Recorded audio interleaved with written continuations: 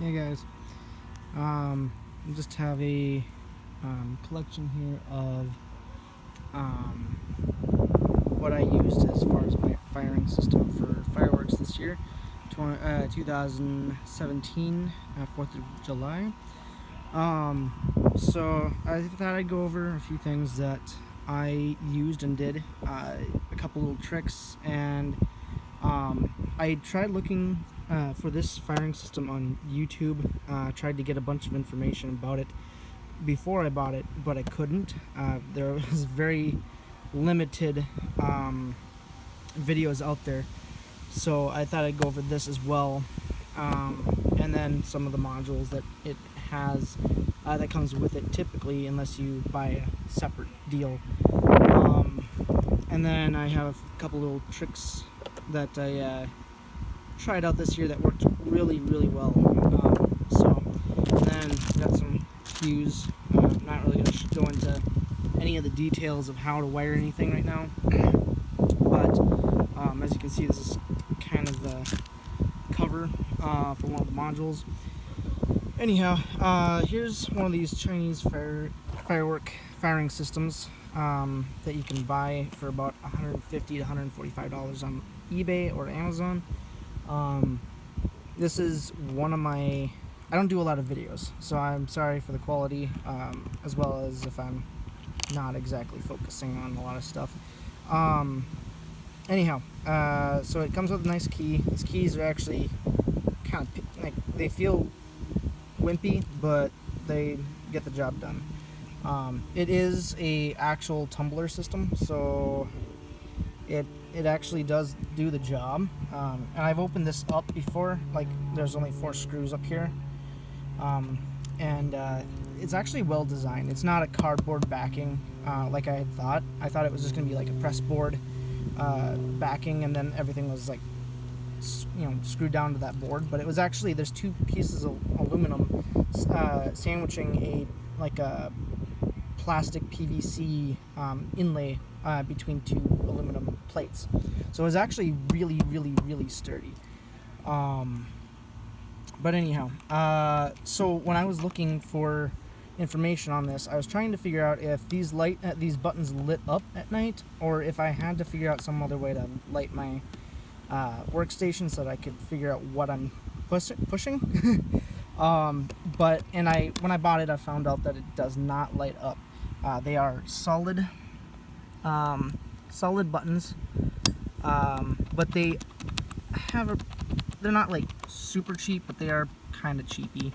But as long as you treat them well, they should last a while. I don't suspect that they're gonna give out too quick.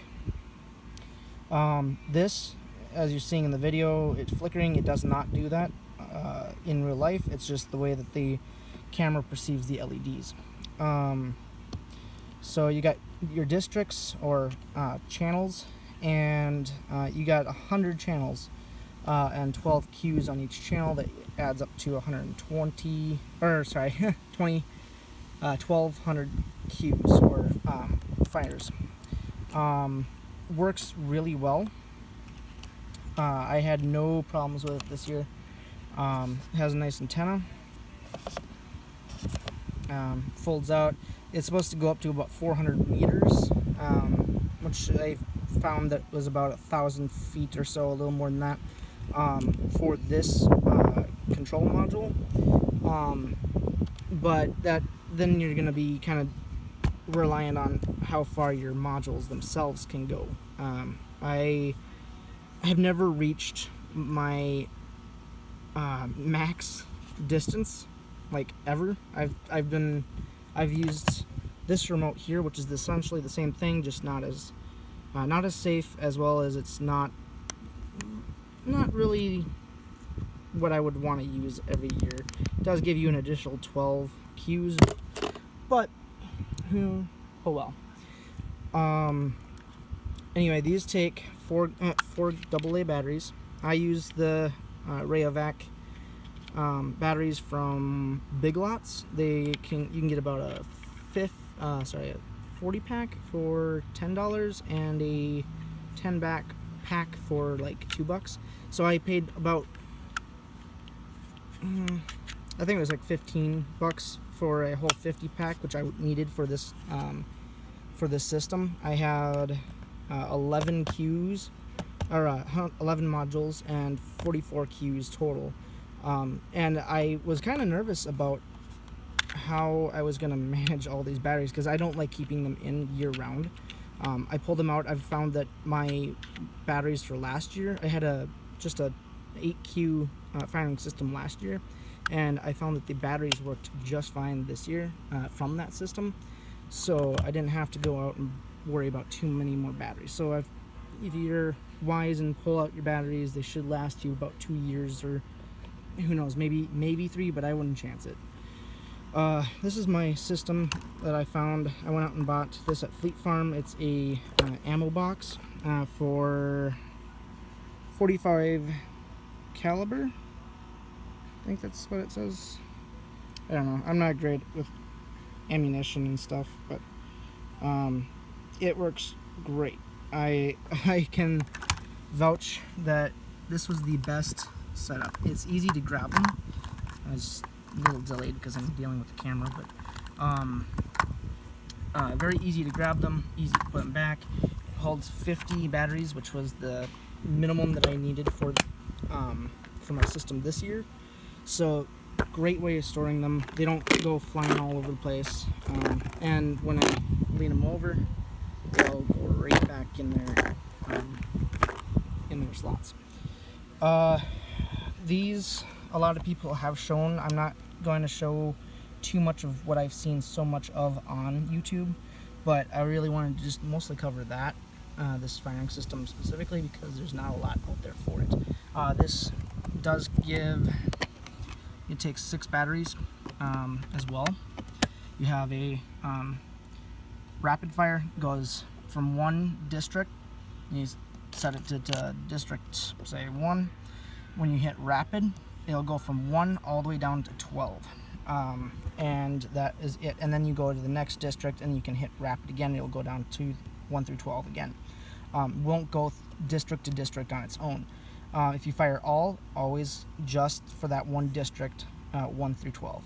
I don't have to worry about anything else. And then you just go to the next district and hit all if you're going to fire them all again. It does come with a nice little pouch here. I use that to keep my spare remote in it in case I have problems.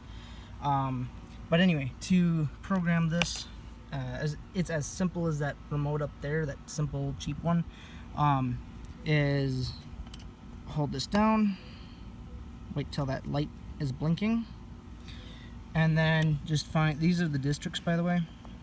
They're all labeled according to what district they're supposed to be on, 1 through 12. This is district 1 and 5, so go to district 1 and go to 5, and it will stop blinking. There we go. So yeah, it's pretty simple. Now what this will do is it'll go from 5 to 8 on our panel here. So 5, 6, 7, 8, and then there's another module someplace in here that has a 9 through 12, and then that will be the next set. So you always start by programming with that first number, the lowest number on your queue, or on your module. It's a pretty straightforward system, not too much to explain. Now, igniters. I bought these 2 years in a row now, mostly from eBay. I bought these ones from Amazon. I haven't seen much change or difference in the quality from different sellers, but I've heard that there's some that are really bad. The yellow is debated if it's illegal or not. To be honest, I don't care too much because I've already done it for 2 years, and you know, the ATF or FBI haven't showed up at my door yet. So, and I bought for like four orders of these things, so they're really, I don't think they're as dangerous as you would think they are. They do self-ignite if they get shocked, so you can, if you hit this on here really hard, this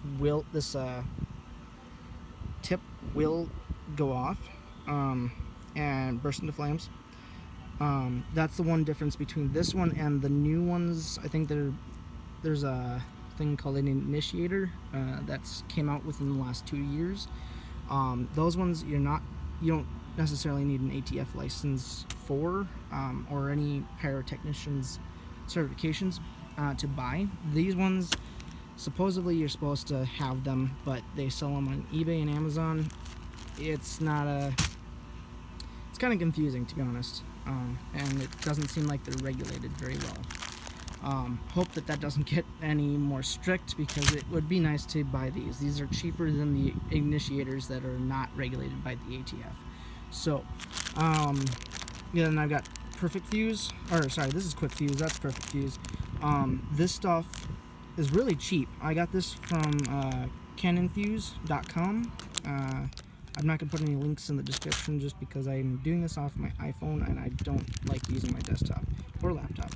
But canonfuse.com, you don't need, for the most part, unless you're buying stuff that is really suspicious, or large quantities of stuff, you don't need any ATF license or certifications.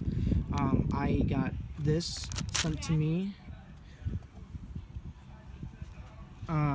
for sorry, that was my younger brother.